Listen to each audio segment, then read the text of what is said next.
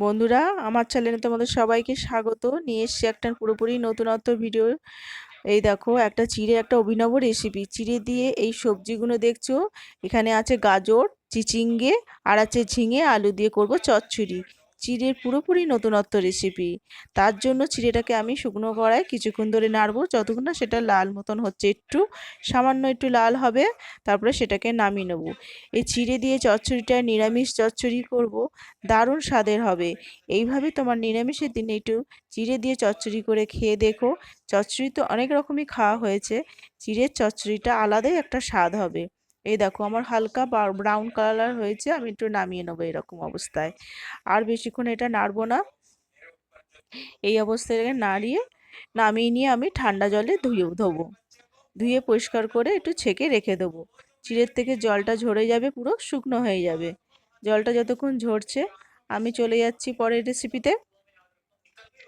এই দেখো, এইটাতে আমি যেই মশলা দেবো, একটুখানি একটা কাঁচা লঙ্কা, একটুখানি টমেটো, আদা, জিরে, সামান্য জল দিয়ে গুলে রেখে দিলাম আমি ঘুরিয়ে।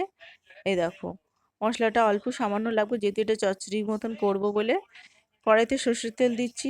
এটা আমি সর্ষের তেলে পুরো রান্নাটা করব। দিয়ে কটা বড়ি ভেজে নিচ্ছি, যেহেতু এটা চচ্চড়ির মতন করব, তাই কটা বড়ি দিয়ে দিচ্ছি। বড়িগুলোকে হালকা করে লাল করে একটু ভেজে নিলাম কিছুক্ষণ। আমার বড়িগুলো দেখছো সব রকম পুরোটা ভাজা হয়ে গেছে, তুলে রাখছি।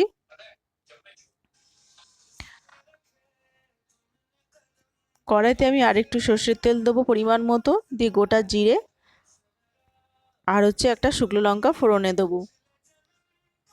একটা তেজপাতা, শুকনো লঙ্কা ফোড়নে দিয়ে দিলাম। দিয়ে ফোড়নটা একটু কিছুক্ষণ ভাজা ভাজা হবে। বেটে রাখা মশলাটা এর মধ্যে মিশিয়ে কিছুক্ষণ কষাবো, সামান্য নুন আর হলুদ দিয়ে। একটু সামান্য গরম মশলা দিলাম।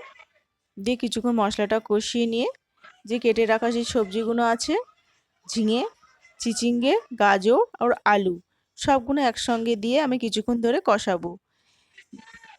যেহেতু ঝিঙে ব্যবহার করছি, চিচিঙ্গে ব্যবহার করছি, তোমরা জানো ঝিঙে আর চিচিঙ্গে থেকে নিজস্ব একটা জল বেরোয়। এই সবজিতে আমার আলাদা করে জল ব্যবহার করতে লাগবে না। এটা কিছুক্ষণ ধরে নাড়তে থাকবো, কষাবো, তার মধ্যে থেকে এটা জল বেরোবে। এই জলেই এটা পুরোটা সেদ্ধ হয়ে যাবে। ধিমে আঁচে কিছুক্ষণ রান্না করব। কিছুক্ষণ রান্না করার পর আমি ভাজা বড়িগুলো এর মধ্যে দিয়ে দিলাম। দিয়ে কিছুক্ষণ চেপে রেখে এটা রান্না হবে। চলে এসেছি, এই দেখো সবজিগুলো পুরো সেদ্ধ হয়ে গেছে, আমার জলটাও অনেকটা শুকিয়ে গেছে।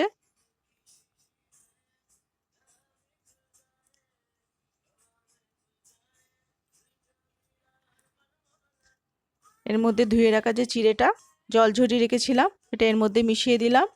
দিয়ে সবজিগুলোর মধ্যে ভালো করে মিশিয়ে দেবো।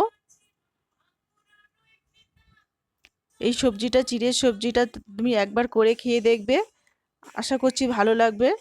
পরিমাণ মতন মিষ্টি দিলাম, যেহেতু এটা চচ্চড়ি, একটু ঝাল কম, মিষ্টি মিষ্টি হলে ভালো লাগবে টেস্ট। সুন্দরভাবে আমার সবগুলো মেশানো হয়ে গেছে।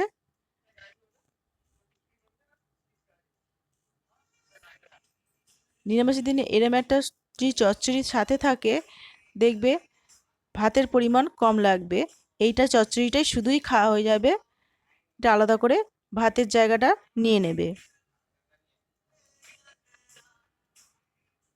এতটাই ভালো লাগে এইভাবে রান্না করলে। এবার নামানোর সময় কিছুটা ধনেপাতা দিয়ে দেবো।